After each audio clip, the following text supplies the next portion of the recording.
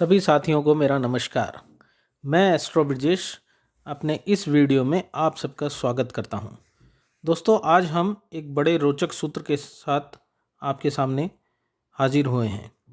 दोस्तों, आज के समय में सभी को एक ही उत्सुकता रहती है कि धन कहां से आएगा। ऐसा क्या करें कि हमको भी धन प्राप्त हो।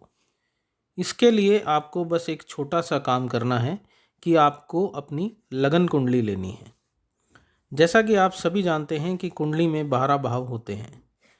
आपको अपनी लगन कुंडली में 11वें भाव का या एकादश भाव का स्वामी जो होगा उसको देखना है कि वह लगन कुंडली में कहाँ बैठे हैं।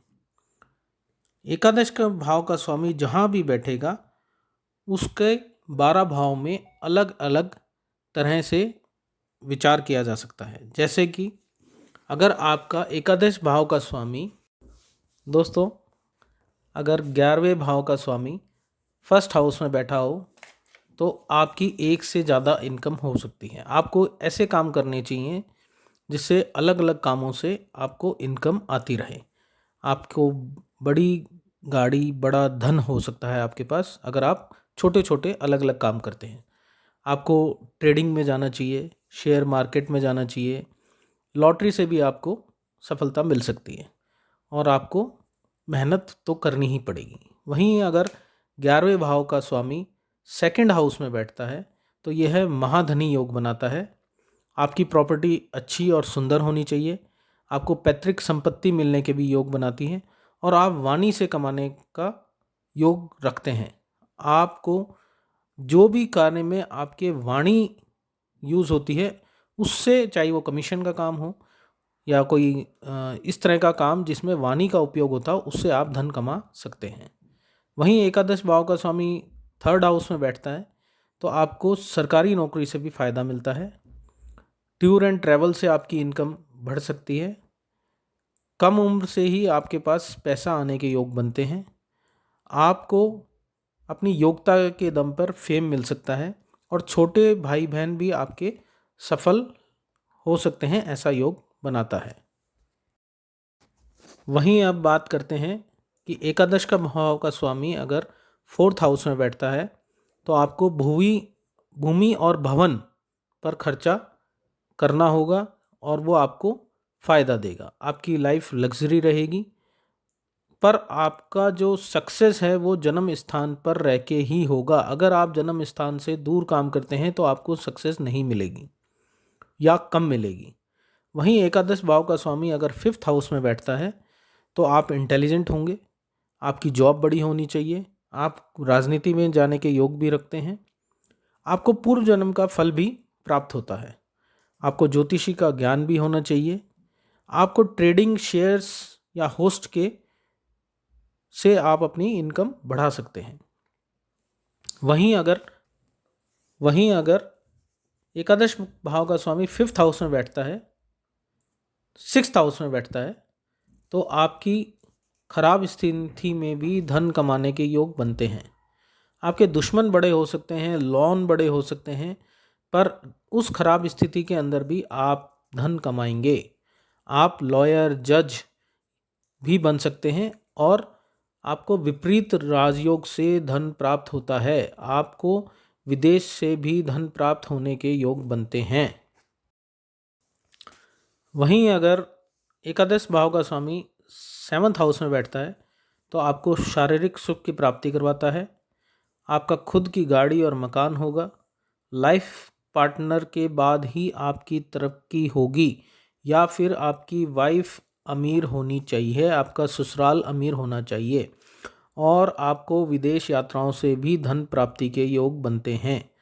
अगर आपका एकादश भाव का स्वामी एट्थ हाउस में होता है तो आप गुप्त रूप के जो भी काम होंगे उनसे आप धन अर्जित कर सकते हैं।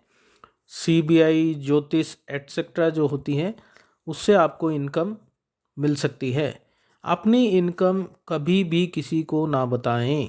अगर आप अपनी इनकम का ढिंढोरा पीटते हैं तो यह फ़ायदा नहीं देगा। आपको जितनी अपनी इनकम को गुप्त रखेंगे आपकी इनकम उतनी ही बढ़ती जाएगी और अचानक बड़ा लाभ भी देगी। वहीं अगर एकादश भाव का स्वामी नाइन्थ हाउस में बैठता है तो यह भी महाधनी योग बनाता है। आप धार्मिक होने चाहिए, पिता का आपको सुख मिलना चाहिए, आपकी एजुकेशन अच्छी होनी चाहिए और आपको फेम और नेम दोनों मिलने चाहिए। भाई बहन का सुख भी आपको अच्छा मिलेगा और आपको विदेश यात्रा से लाभ होगा या विदेश यात्रा से धन प्राप्ति होगी। अगर अपन एकादश के भाव के स्वामी को 10th हाउस में अगर देखते हैं तो आपकी वर्क प्लेस से इनकम होगी, बड़ा बिजनेस या बड़ी जॉब होगी, कर्म करेंगे तो इनकम होगी, भूमि भवन वाहन सब होगा। टाइम के साथ धीरे धीरे इनकम बढ़ेगी। राजनीति में जाने के योग भी बनते हैं। लोग आपको धन से ज़्यादा जानेंगे। भाई बहन और पिता का सहयोग सदा रहेगा। वहीं अगर हम बात करते हैं कि एकादश भाव का स्वामी 11वें हाउस में बैठता है तो मित्र भाई बहन सबका आपको सहयोग मिलेगा। बड़ी संपत्ति होनी चाहिए, आपकी इनकम अच्छी होनी चाहिए।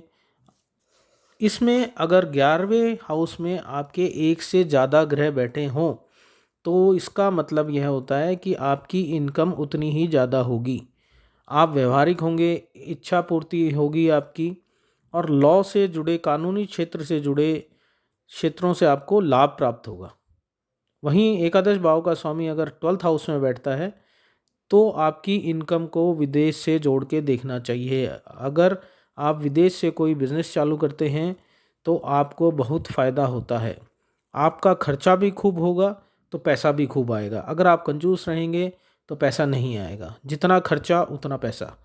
वहीं बड़े भाई बहन से आपको फ़ायदा रहेगा पर उनसे फिज़िकल दूरी रहेगी और साथ ही कानूनी मामलों में आप विजय प्राप्त करेंगे। हाँ, अगर यह आपको थोड़ा भी कंजूस बन के आप रहते हैं तो यह फ़ायदा नहीं देगा।